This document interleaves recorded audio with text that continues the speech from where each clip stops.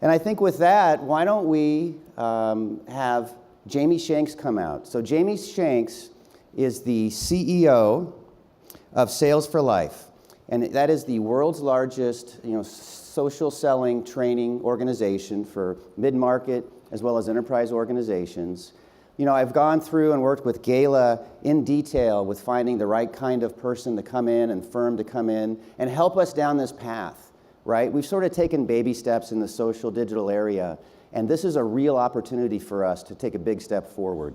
So please welcome Jamie Shanks, CEO of Sales for Life. Nothing can stop me, I'm all the way up.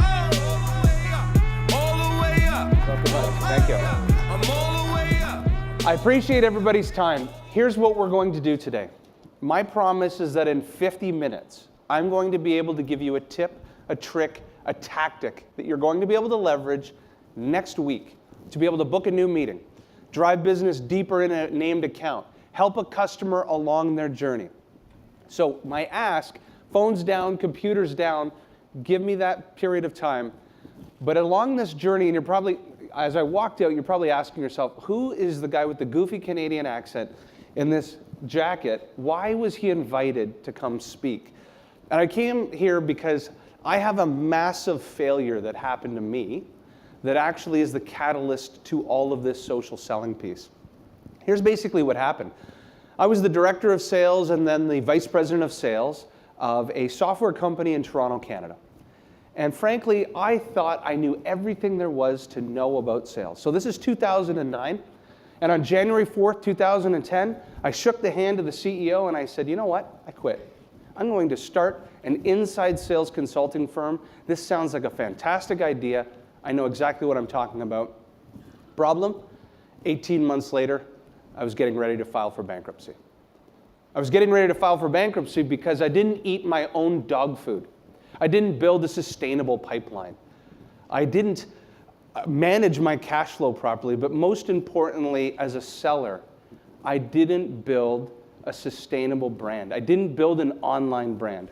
And so you can imagine a vice president of sales, vice president of marketing would Google my name and nothing would show up. So how could they take advice from me? But all of this came to head March of 2011. Beginning of March 2011, I'll remember this day for the rest of my life. I walked into the office of one of my few remaining customers. Head down, tail between my legs, I'm failing. And as I open up the door, there's a federal police officer behind the door. And in Canada, they're known as the Royal Canadian Mounted Police. And if you ever see one, you wish you've never seen one ever again. And that company got caught with fraud and embezzlement. They owed me $35,000, which basically was all the money in the world to me. There was a problem, though, that in 3 days, I was flying to Liberia, Costa Rica to go get married. So now we're on the flight to Costa Rica. I turn to my soon-to-be wife and I say, honey, this is going to be an incredible marriage. But by the way, I have no money, I have no job. You'll be supporting us for the next 2 years, but we're going to have a blast. And as you can see, we did have a great time, but we flew from Costa Rica to Paris, France. And now we're on the Champs-Élysées. My wife buys a purse, we're drinking champagne, the credit cards are doing this. I have no idea how we're going to pay any of this off. So it's now the end of March 2011, the worst day of my life. I'll remember this day because that morning I'd eaten a croissant under the Eiffel Tower, and now I'm at my crummy little apartment in Toronto, Canada. It's pouring rain. I stick the key in the door, I turn to my new wife, and I just start to cry. I start to cry because I've realized I've ruined everything. I have to let go of my employees. I have to start from scratch. And this is the defining moment that many of us have been in. We've all been, punched in the gut, kicked in the teeth, and we have a choice in life. And that choice was that I could either evolve and change, or I could stay status quo. And what I didn't know about myself was that I was willing to actually change. And so basically, there's a second half comeback here. So now for the next 6 months, it's the summer of 2011. I can't sleep. I can't eat. It's 3 in the morning. I'm up in our spare bedroom, staring at my computer. I don't know what I'm doing. But for whatever reason, I would sit and just stare at my computer. And there would be this tool open. This tool was called LinkedIn. The word social selling hadn't been invented yet. There were no online courses on the topic of social selling, but I kept thinking to myself, how do I take the phone and email? How do I take those mediums and apply it into digital?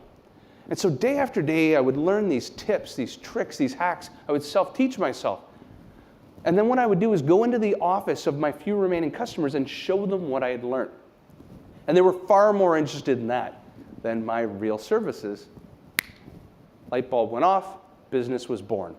So now fast forward 5 years later. 5 years later, we're the de facto standard on the topic of social selling. We've trained 300 global customers around the world. Many of them you recognize because many of them compete in your own market. Now this is the part when you ask yourself, why should I care? Why should I care is because this demand curve. This demand curve was created by Justin Schreiber. He is the Chief Marketing Officer of LinkedIn at their 2016 LinkedIn Sales Connect event. The curve basically, and here's the part where you can argue. You can argue the dates. You might say to yourself, based on my region, in APJ or in LATAM or in MENA, the digital demand curve, the customer hasn't evolved enough yet. I, as a seller, don't need to evolve enough yet. But what you can't debate is that this is going to happen in every country, in every industry, every vertical. The customer has evolved, and we as sellers are going to have to evolve. So then you have to ask yourself, do I want this to be a position of risk or a position of opportunity? Do I want to be sliding down the backside of this curve? Because if I'm on the backside of this curve, this is what's known as standard operating procedures. That would be like, I came here today and I said, guess what, everybody?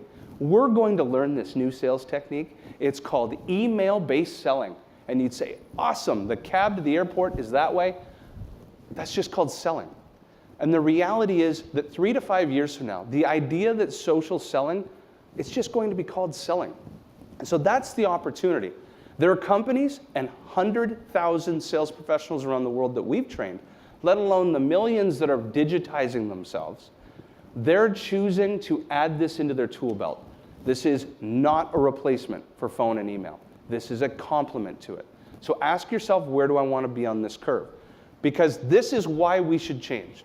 What I'd like this side of the room to do, from over here, for the next 6 months, continue selling the same way you have always sold for the last 5, 10, 15 years. Now, on this side of the room, what I'd like you to do is apply a little bit of digital. I'm going to show you 3 tips today, and then we're going to double click into those tips in breakoff sessions. But take even one of those tips and apply it every week for the next 6 months. Digitize part of your sales process. The social sellers will outperform the non-social sellers, and this is Forrester research, and of course our own, by 20% more pipeline within 6 months. We had a customer in 2015, took 100 sellers, became social. And then they left 100 sellers as an A/B test. At their 2016 sales kickoff, just like this, the social sellers outperformed the non-social sellers by 178% revenue, and 9 of 10 of the largest deals that they won that year that they presented at their SKO were all either created or influenced and attributed by social. So these are the reasons I'm hoping that just Google the word, that you say to yourself, okay, at this point, my mindset is starting to shift, and I'm willing to try something new. I'm willing to evolve. Now before we get into the tips, this is the last piece on the why. I've had a theory since I started this company, and this theory, trust me, is not a revelation either. Basically, the theory is that those that are willing to learn a new skill and actually apply that new skill in the market will outperform their former self and outperform their peers. So myself and Andrew Plunkett, the Chief Learning Officer at CA Technologies, when we started working with them 4 years ago, decided that they would test this. And they used our social selling mastery as that litmus test. They knew that some sellers will quit, give up, not evolve, and many will become social sellers. So they would monitor these sellers over a 6-month time frame. And here's what they found. The social sellers created 38% more revenue and 55% more pipeline than the non-social sellers. And guess what? It has nothing to do with social selling. It has to do with this today is one of those sliding door moments when you choose to learn a new skill, absorb it, and actually apply it. And applying it doesn't mean once, but make it part of your daily cadence or weekly cadence. And if you do that, I promise, by the summer, North American summer, July, you will be outperforming your former self, your peers, and your competition in comparison to where you were today. Because the evidence shows that the customer wants help along the journey, and I'm going to show you ways that you can help do this. So now you're asking yourself, well, what is this thing, social selling? And let me help define it for you, because there's a million different definitions.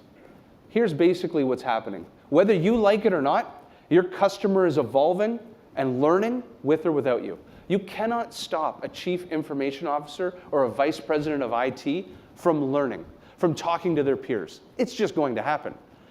And every single day, you're selling using one of these three sales tactics. You're using triggers, you're using referrals, and you're using insights. You just might not realize how you digitize that very same framework. And this is the important piece. LinkedIn is not social selling. Twitter is not social selling. If you live in the DAC region, Zing is not social selling. Nor is QQ, Weibo, WeChat. When we train companies in APJ, it's not the medium. It's about the process of helping people using these mediums of communication along a journey. And you'll do it using triggers, referrals, and insights. Let's give the example. As a trigger, who here has ever, and raise your hand, I know it's early in the morning, but raise your hand if you have ever won a deal where a customer working at a company up and left and moved on to a new account and a logo you didn't have. And when they got to that new account, they called you because they didn't have the people, the process, the technology from what they were used to in the past. Who's ever won a deal like that? That's a trigger. That's an analog-based trigger, but you know what I'm going to do on stage in 5 minutes? I'm going to take your own customers right off of your website, and I can monitor every CIO, VP of sales, manager of IT that changed jobs in any one of your customers last week. So who left? These are your advocates leaving, moving on to new accounts. How are we going after those new logos? And then also, if I'm working named accounts, how do I monitor this for risk versus opportunity? Who are the people actually being hired into the accounts I've been assigned to go after? Again, are there new detractors going into that account? Are there new people that are open-minded that I can latch onto? That's just a trigger. Insights-based selling. 25 years ago, a trainer named Jeff Hoffman, he's a fantastic trainer, created this concept called why you now? Concept's pretty simple. I'm calling into an account. CEO is quoted in the Wall Street Journal. I clip out the article. I pick up the phone. I give him a quick call or give somebody a quick call in the organization. I say, your CEO said in the Wall Street Journal, you want to drop operating expenses by 13%. That's the why you. The why you now is we happen to have a solution that saves companies on average 20%. Okay? That's the analog world. In the digital world, what I'm going to do on stage today is I'm going to create a video, and I can send it to any one of your customers, and I can track who's looking at it. I can humanize myself. I can synthesize market best practices, and in 45 seconds, get my message across. And then referral-based selling, I didn't invent referral-based selling, but now I can drop into the social network of Gala as an example. And I can see every vice president of learning and development that she knows. And in 5 minutes, I now have a sphere of influence roadmap of where to ask for a referral. That's all that we're doing. We're taking your existing sales plays and we're digitizing them. So here's what we're going to do in about 5-10 minutes before I get into the tips. I want to show you where we are today. So what we've done is we've audited all of the sellers in the organization. And what we've done is we've looked at your social profiles from 3 different dimensions. And we're going to compare you against your competitors, and we're going to talk about what it looks like against best in class. Okay? So the first dimension that we looked at was our own brands. We looked at our own brands and we asked ourselves, and just remember, LinkedIn is just one medium, but we're using it as our baseline. So what we asked ourselves is, which one of us has taken a moment to change our LinkedIn profiles that emulate a chief information officer, that speaks the language of the CIO and not the language of the recruiter? Why should I care? Raise your hand if you've ever read the book, The Challenger Sale. Okay, a few of us in the room. Challenger Sale, I believe, is the most important sales book written in the 21st century. And what came out of that book, it changed my life. I remember listening to it when I was starting my business, failing hard. And I pulled over on the side of the road, and I was taking notes on the side of a highway. And I remember this statistic, because it was something that I felt in my gut, and then later proved in my own business. 57% of the buying journey is happening without us. Now, you can debate that number, and millions of people have, but in every company, you have your own number. I'll tell you my own number. Because what we do is we take marketing automation data, mirror it against CRM data, and we build it on a timeline. And in fact, you're investing in tools that have something very similar. Long and the short, in my own company, 43% of the consumption a customer does before they buy is before my SDRs pick up the phone for the very first time. 75% of that learning happens before my account executives have their very first product demo, and the average enterprise customer will consume 7.8 insights. That's how a customer learns. And you know what? We have customers of ours that have actually tracked through marketing automation the LinkedIn profiles of the sellers against the solutions page on the company's website. And 8 of 10 customers check you out before they check out the company's website, because people buy from people. And so now we have to ask ourselves a simple question. Think of this as a spectrum. 0% to 100% of us in the room. And the question we're going to ask ourselves is, what percentage of all of us have taken a moment to change our LinkedIn profiles to truly be buyer-centric, to speak to a CIO? And here's what I'd like you to do. Just because we don't have roaming mics or anything like that, I want to hear you shout it out. Let's hear some numbers. Let's take a wild guess what people think. Well, you can do it. I know it's 8 something in the morning. You had a long week. 30%, 30%, 40. Keep going. What is this side of the room? 10? Okay. Well, here's where we are. 16%. Where are we against competition? 17%. Some other players we may know. But this is the important piece, and I've used my own photo here.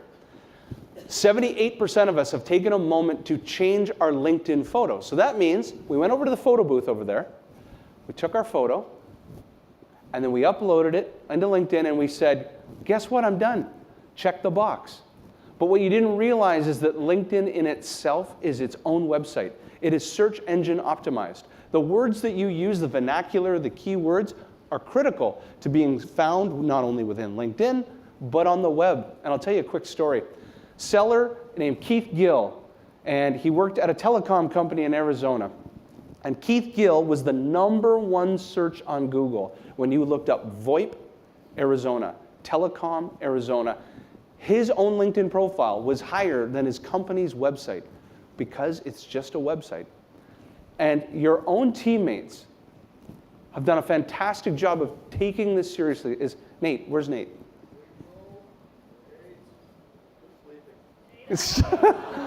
He knows this so well, he didn't need to show up.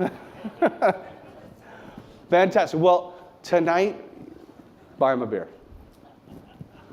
Dimension number 2, leading with insights. The question we ask ourselves, what percentage of us are taking a moment to share one piece of insight, one piece of content to our customers at least once a week on our social networks? Okay, why should we care? This, I believe, the most important statistic that kicked off the foundation to social selling. It was a joint venture between Forrester and Corporate Visions, and they found that 3/4 of deals are awarded to you. Now, I'm going to stop for a second. Awarded to you. The company doesn't win deals, you win deals. 74% of deals you win because you're first to provide value and insight. You teach somebody something new that they don't already know. So how can we do this? How can we leverage content? Because if you've ever seen the Chet Holmes triangle, only a fraction, less than 10% of a market is actively looking at buying. What are you saying to the other 90%? You calling them every week and saying, So, you ready to buy yet? Next week. So, ready to buy yet? We need something to say. We need to add value. You realize that people are going through a journey. How can you help? So I'm going to pose that question back to you. What percentage of us in the room have taken a moment to actually share at least one piece of content to our LinkedIn networks once a week? 5? I hear a lot of 5ers. 4, 1. Not a lot of faith. Okay, here's where we're at. 23%. Okay, up by 1. What does this all mean? Here's where we are on a demand curve. In March of 2016, we hosted an event in San Francisco called Digital Growth Conference, and we invited the Chief Marketing Officer and the Chief Revenue Officer and at the VP level of these organizations, filled a room exactly like this, and at 8:15 in the morning, after auditing them for months, the tens of thousands of sellers, we plotted them on a demand curve. There were some people that were happy about it, and there were some people that weren't. But everybody needed to understand what is average. And guess what? You know what average is? Pareto's Law. Pareto's Law is that 20% of the sellers are doing 80% of the impact. 20% of the sellers are sharing 80% of the content. That's where you are today. Where we want to get to is where CA and SAS are. You want to get to greater than 50% of this organization, because I want you to just look at how many people are in this room and how you can shape the mindset of CIOs, VPs of IT, IT managers around the world with best practices, pitfalls, challenges, what-if scenarios. You have that opportunity. And so the last dimension, and as a best practice, it's about looking at your content hub, your content library, your employee advocacy programs. How do we make it simple for you as sellers to deploy insights at a moment's notice? Last dimension before I get right into the tips. Last dimension is what percentage of us have taken growing our social networks seriously. And LinkedIn created a magic number called 500, and there's a whole algorithm behind it. But basically, if you grow your social reach of 500 IT professionals on a continent, you, for the most part, are able within 3 degrees of connection to get to just about every person that you'll want to deal with on your particular region or continent. And that's why the magic number 500. Now, of course, we're just using publicly available data.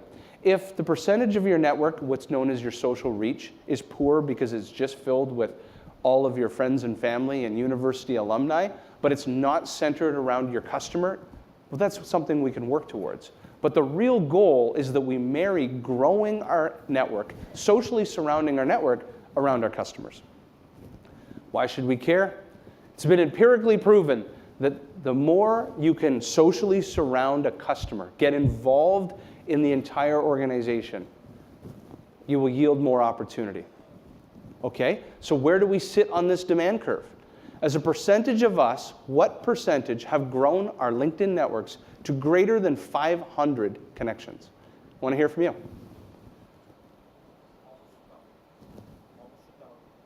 Oh no, what percentage? You have 2,000, but what percentage of the room do you think on average? 55? 30? Okay. Here's where we sit, 62% of us. You recognize these guys? Yeah. So this is what I want us to think about. Imagine each one of us, on average, have 500 or greater, 500 LinkedIn connections, and we grow it around the IT function, times the hundreds of people in this room. And let's go back to dimension number 2. If we increase the insights, not only the quality and the quantity of insights we get into the market, think of the power of 500, 500, 500, 500, 500, 500 times this room. That's why we want to make such an impact with social. So now what I'm going to do, I'm actually going to show you what it's like to be a social seller. And with 26 minutes remaining, I'm going to show you 3 tips. I'm going to reenact being a social seller, and then what we're going to do in the workshops, we'll double click. You can ask questions. We'll do your real live accounts. But let me show you what is possible, okay? So as a social seller, I'm going to recreate one of each. The first thing that I'm going to do is look at a trigger. Okay, why should I look at a trigger? For those of you that sell in North America and Western Europe, this is a statistic for you. The average IT buyer is keeping their job for only 2.5 years. The average VP of sales in my world doesn't last 6 quarters. And so what's happening is you're advocates. Let's think of the average customer that you win, and you think of the buying committee.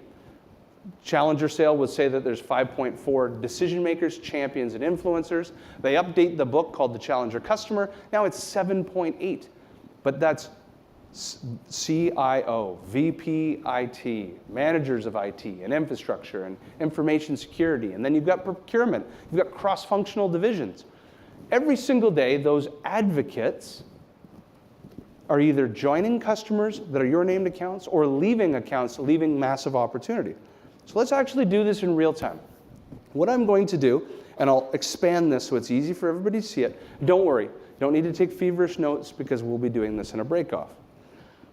Under the Company tab, what I'm going to do is a search for past, not current. I'm going to look up your own customers. Let's do that now. So we've got Atkins, Color Spot, Dean Foods, Interpark. Okay, we'll just stop there for now. These are just 4 customers. And of those 4 customers, there are 28,000 people that have left those organizations. Now, that number is useless to you, but now let's actually start narrowing that down. What if I went under title and I looked up the Chief Information Officer, and I looked up the Vice President of Information Technology, okay? Now, all of a sudden, we've narrowed that down to 15 people. Let's just do search right here. I'm just going to scroll slowly. What are you seeing? I want to hear it from you. Who are these people? Prospects. What you're seeing, just this one search. We haven't even looked up your own named accounts, people being hired in, people leaving. I'm just looking at your own customer base, and I know you have hundreds or thousands of customers that you deal with. And every day, somebody in IT is up and leaving. An advocate, you worked hard. They could have been one of the functional users, champion, influencer, decision maker. They up and they leave, and they go into an account. When they get there, what happens in the first 90 days? Raise your hand if you're new to this organization in the last 90 days, okay? I want you to remember what it was like in this still first 90 days. You want to bring in the people, the process, and technology that made you successful in the past. When we hired our CMO, it was such a red flag for the marketing automation software we were using. Our CMO came in, he had his entire LinkedIn profile. He was certified by HubSpot. He'd only ever used HubSpot. His entire life was HubSpot. He came in the door, and within 1 month, he ripped out the incumbent platform we were using for 3 years, and he brought in what he trusted. And that was what we granted him. So what you're just seeing in front of you are leads and opportunities that are a simple trigger that your team could use, but let's actually go a little bit further here. Let's actually save this search. Let's call it People Leaving My Customers. And we'll have this report coming weekly. So this is how, let's think about this as we're all part of team revenue here. And this one search, and there's 6 different ones I could show you, but in this one search, what we're going to do is take a list of every one of our hard-earned customers, and we're going to monitor them for job changes. And we're going to watch them go into logos that we don't have. I'll tell you a story. ServiceNow's inside sales division globally of 110 sellers, of all the tips we could show them, they really gravitated to this one. And 90 days later, they created $1.1 million in revenue and $6.8 million in pipeline in 90 days. Because globally, that's how fast people are moving from account to account that you could be capturing. So this is just tip number 1. Of course, What we can do in the workshop is we take your own accounts and show you how to save these, and we'll do a deep dive in this. But the first tip I wanted to show you was a trigger. So I'm going to pause. I still have a second before I switch. Raise your hand and be honest. Do you see yourself and your team taking a moment to monitor the job changes, people going into important accounts and leaving any account you want, and monitoring it together as individuals based on your own territory or vertical, and as well centralizing it as a full organization to take advantage in 2018 of low-lying leads? Raise your hand if you see yourselves doing this. Good. Okay. So we'll move to tip number 2. Tip number 2, insights-based selling. Now this is going to push some people off their status quo, but I'll set this up. I'm a believer that within, and I can't be a prognosticator, I don't really know, but give or take 3 years, 4 years, I believe the idea of writing a big diatribing written email with an attachment to a PDF that's 1,000 words that no one actually reads will be that of the dinosaur. The future seller, death. The future seller is the type of seller that realizes, number one, I don't actually get to sit in the buyer's boardroom most of the time. I don't always get to meet my customer, or not at least at first. So number one, I need to humanize myself. And then number two, my customer lives in a bubble. There is no way they could know what you know. The intellectual property in this room far exceeds the average customer. And so how do I synthesize market best practices from Frost & Sullivan and Gartner and IDC and distill that information very quickly so that it's digestible and they can actually do something with it? So welcome to what I believe is the future. The future is this type of seller.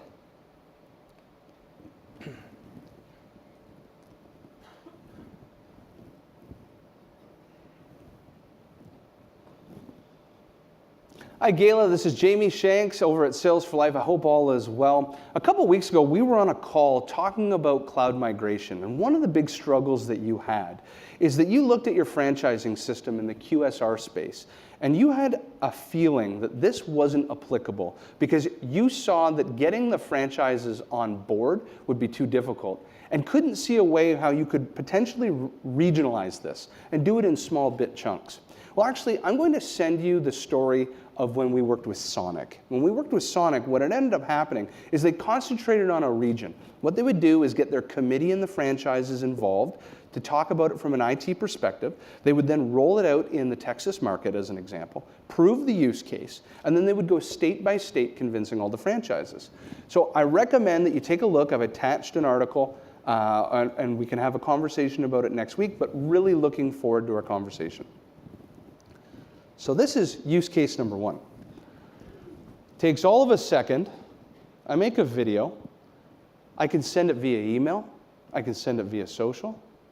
Hi, Gayla. This is Jamie Shanks over at Sales for Life. I hope all is well. A couple weeks ago, I know you don't want to see up my nose, but this is the way the camera works. One of the big struggles that you had is that you looked at your franchising system. Okay, so that's use case number 1.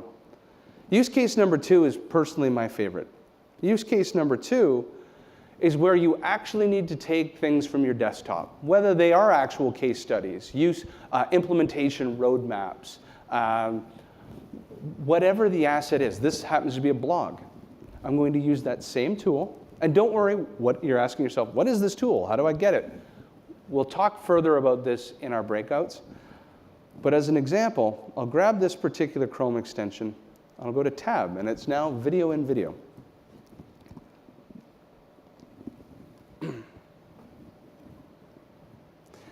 Hi, Gayla. This is Jamie Shanks over at Sales for Life. I hope all is well. Again, a couple weeks ago, you had a theory that being able to scale from on-premise to cloud in a franchising model in the QSR space just wouldn't work. But I want to be able to debunk that myth. Actually, there's a fantastic article written here that I want you to focus here. Dave Rowe was the original editor and writer of this. I want you to focus in on being able to align the cost structure. And now, if you concentrate on the Gartner study, this is what's going to help your team understand how you can regionalize this. Concentrate on the Texas market first, Then what I do is build a proof of concept and then roll it out further. Again, save this. I can send this through any sort of medium. Now I'm going to pause for a second. Of the 300 global customers we've trained, 40% of those companies sell to one buyer, the same buyer you sell to. Remember we looked at that demand curve? If you sell in the IT space, you are no longer early adopter. You are now what's called early majority. Now, we don't know when we start going to late majority and so forth. But now, this right now still sits as the purple cow. This is new and innovative, and this gets people's attention.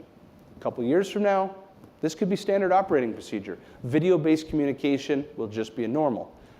But I can tell you with empirical evidence, watching sellers around the world sell to the very same buyer you sell to, they're using this to, number one, humanize themselves. People buy from people. Number two is synthesize what was complex down to something that is very digestible and you can consume it under a minute. You know, I as a quick aside story, when we ended up winning the global Microsoft deal, and the decision maker named Jen, when we went to meet her for the first time in their Fargo office, when I walked into the building, for 6 months we'd been communicating this way. I never actually had met Jen. She gave me a hug at the door. We'd never actually met. And she felt like she knew who I was, and it's because we're building real-ish relationships. The purpose of digital is to take your online conversations offline, because deals get done offline, but you're taking your online conversations offline as fast as you can. And this is a great platform and medium to do it. So I'm going to pause for a second. I have a few minutes left. Who would actually next week make a personal video to an account that's stuck? We call it the dead zone. It's that uncomfortable silence when a customer says, call me back next week. You call them. They're not there. Call them next week. They don't answer. Call them a month from now. They're not there. What are you doing? Are you just lobbing in voicemail after voicemail? Or are you taking a moment to teach them something new? Raise your hand if you would make at least one video to a customer next week. Love it. Okay, last tip.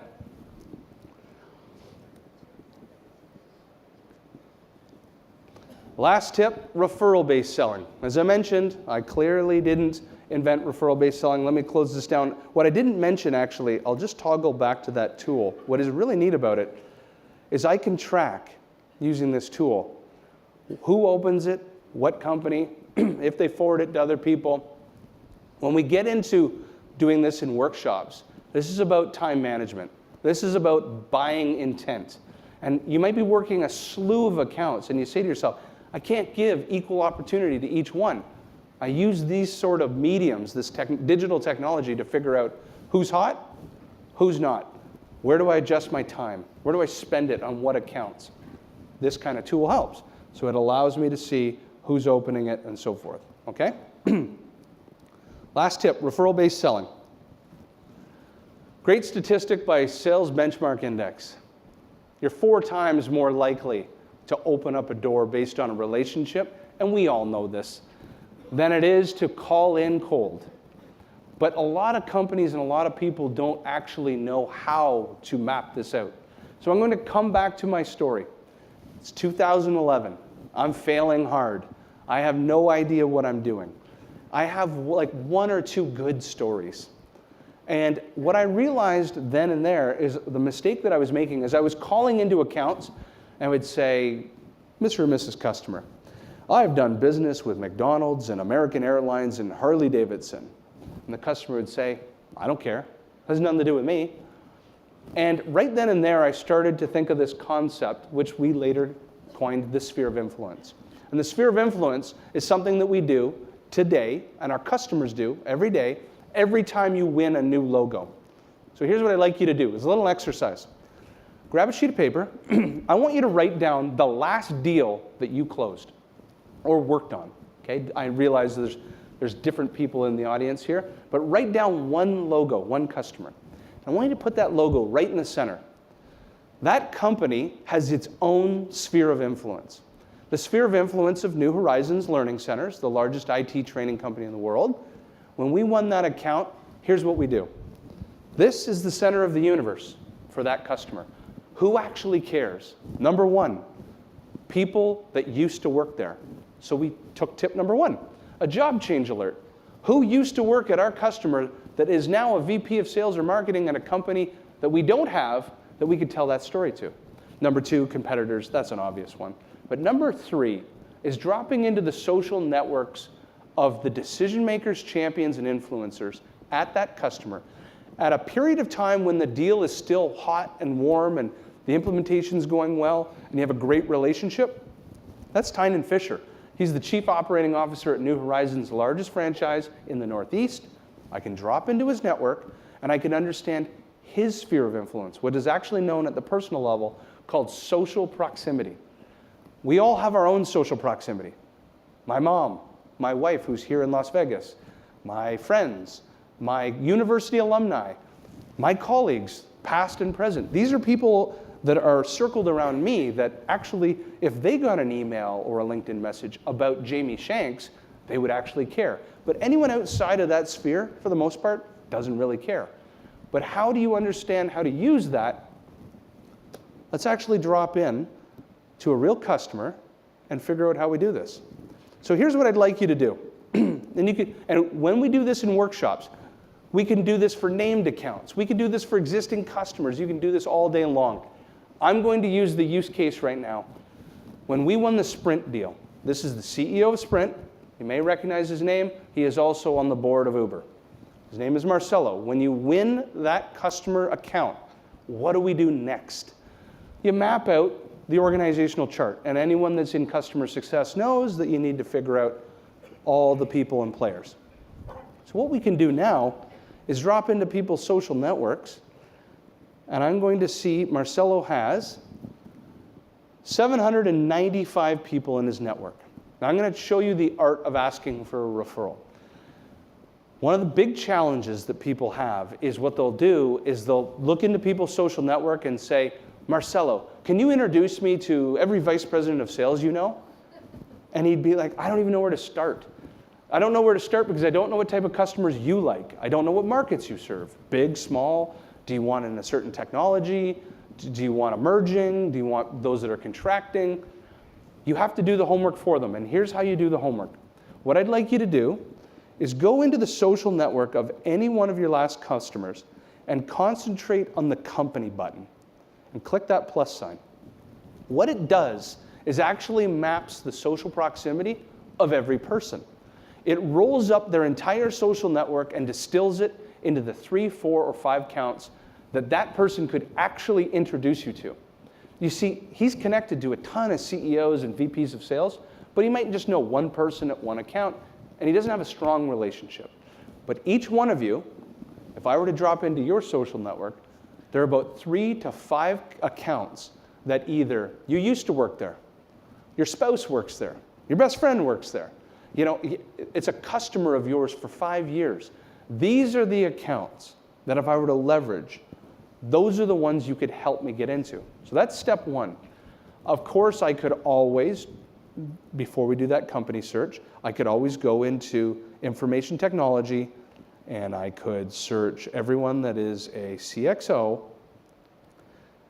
but I wouldn't know where to start. I just see IT leaders, but could I be spinning my wheels asking for a referral that might not yield anything?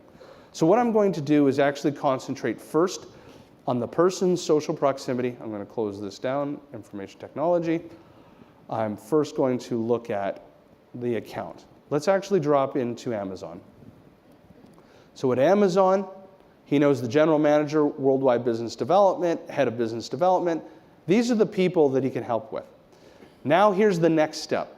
The art of doing this right is, number one, coming with a game plan. So whether you want to call Marcelo or you want to email him, you would say, here's Marcelo. I notice, and come with no more than 3 people, or so 1 account, 3 people, or maybe 3 accounts, 1 person each. But anything larger than 3, sellers around the world have told us, usually it never gets done. So I come to them with 1 account. I want to penetrate the Amazon account. Marcelo, pick up the phone. I notice you're connected to Michael, Drew, and Howard. How well do you know them? Verify it, or you can send this via email. But here's the most important step number 2. Marcelo, here's what I recommend you say. And you give them a play, a paragraph, a story, a video. I love to do it in video. And that one play in 30 seconds to a minute says, Michael, Drew, Howard. We ended up working with Marcelo at Sprint. The successes, we had 96% certification. They created 5 enterprise opportunities in 90 days, multi-millions of dollars in pipeline. I believe it would work also at Amazon because we've been working with those in the cloud services like Microsoft Azure and so forth. Now, all of a sudden, I have a much more higher probability that this introduction will happen because I've identified, number 1, somebody that actually knows the Amazon account well, probably knows this company well enough to know Michael, Drew, and Howard, and I came with a game plan and I gave Marcelo the play. So he didn't have to do anything. If you started doing this, it will dramatically change the lead flow of referrals from your existing IT leaders to other IT leaders. Because if you opened up just any CIO's network, you're going to realize who are they all connected to? Other CIOs. And so you drop into their network, map out the 1, 2, or 3 accounts they really know well, and move next. Move to the next referral, move to the next referral. It becomes a spider web. What we do and our customers do is you pick a vertical. When I started this company, the very first customer of ours was in market research. Within 6 months, we had 4 market research companies. And then from there, we got into the logistics space of all spaces. We ended up winning 5 logistics companies because they're all interconnected to each other. And you just start moving like a spider web. So I'm going to pause for a second. There's 4 minutes left. I want to see, number 1, and give room for 1 or 2 questions. And let's talk about the takeaways here, actually. The takeaways, number 1, referral-based selling. Monitor each account for news and jobs, triggers, be first, add value, be bold, be human, and then mapping the social proximity of accounts. I want to hear from you. Is there any questions as we have a few minutes left? Because I can talk about next steps. So as next steps in the breakout sessions, number 1, we have a reinforcement plan. We're giving you something we call Ask the Experts. Ask the Experts is a hotline where our trainers talk to any one of the sales professionals that we deal with around the world. You can drop into the hotline, ask our trainers what-if scenarios, best practices. We have all this free and available to you. We're providing you videos on all of this, supporting assets that you can watch to help you implement these tricks. And then ultimately, later this morning and this afternoon, we have 2 breakouts that will help deep dive into these very tactics that we're talking about and covering. So I really appreciate your time. There's 2 minutes left, and really excited to work with you throughout the day to help you along this digital journey. Appreciate your time, everybody. Thank you.